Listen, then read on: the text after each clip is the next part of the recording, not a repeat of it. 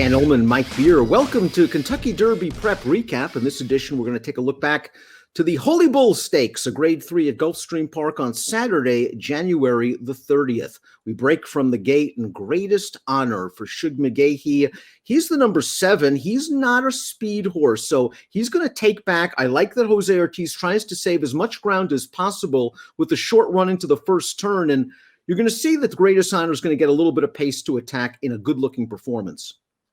Yeah, he runs well in this race. He actually got a really good closer's ride in this race. They just saw their first time heading into that first turn there. Jose not only managed to get over a little, but he asked this horse a little bit just to make sure he didn't get outrun early in this race. He was never going to be on the pace, but I think Jose just wanted to make sure he didn't get too far away. Now that they're into the backstretch, he's going to have something to run at, and he's never that far away, Dan. He always looks like he's going to win this race.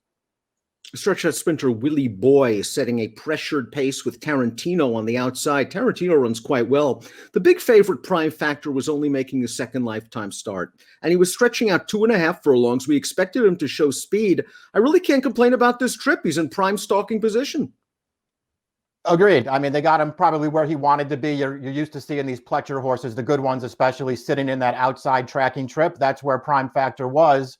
And, you know, right now he's already under pressure, Dan. He can't really get to the leaders here, and you'll see him just get really tired through the stretch of this race. Overall, I just don't want to be too disappointed in him, even though he's not really effective in this spot, just because, you know, even before the race, Dan Pletcher was, you know, pretty honest about it. He didn't want to run him here. He was looking for an allowance race.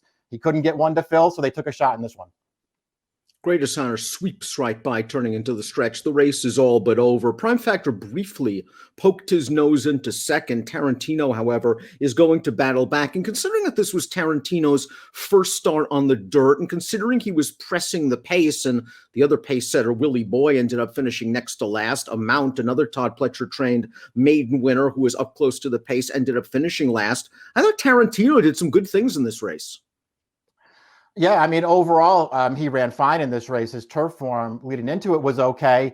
I'll, you know, take a wait-and-see approach for a horse like him, though, Dan, because at the end of the day, you know, he was no match for greatest honor. Prime Factor, you could see how tired that horse got in just his second career start. And other than that, there was really no running going on in this race. Papa 2, who finished 4th, was the only other horse who took any money at all in here, and he was just never a factor. He finished 4th in this race without ever getting involved. I'm not going to sit here and knock Tarantino, but I want to see another one from this horse before I jump on board. Papa 2, his previous stakes, placed in the Mucho Macho Man at Gulfstream, going one turn. He was sort of one-paced in this race around the track. I think he might appreciate a little bit of a cutback in distance down the road. Yeah, I don't disagree with that. I mean, it's obviously too early to give up on a horse like him, but he really didn't distinguish himself in here. As for greatest honor, I'll talk about him a little bit more in the DRF breeding report from a pedigree standpoint. But boy, his pedigree is full of class. His pedigree is full of classic and distance influences. And this horse has just gotten better as the distances have increased. And I like the fact that Shug got a lot of racing into him as a 2-year-old. 4 starts, 1 at a mile and an 8. The Holy Bull was his 3rd lifetime route, Mike. This horse is already a seasoned veteran compared to some of the other 3-year-olds on the Derby trail. I agree. And he didn't break his maiden until his 4th career start, but he had run well in all 3 races leading up to that, even though he didn't win. It just feels like, you know, he's a typical Shug, keeps getting better, and distance is no problem. And the buyers are creeping forward with each and every start. He earned an 89 buyer for the Holy Bull. That's not a number that's going to knock the folks at home socks off, but he's still so lightly raced and still growing into himself. It's possible Shug hasn't gotten to the bottom of him yet. There have been some comparisons to Orb, Shug McGaughey's Kentucky Derby winner from a few years back. We'll see if greatest honor can achieve those heights, but he's heading the right way for a great trainer in Shug McGaughey.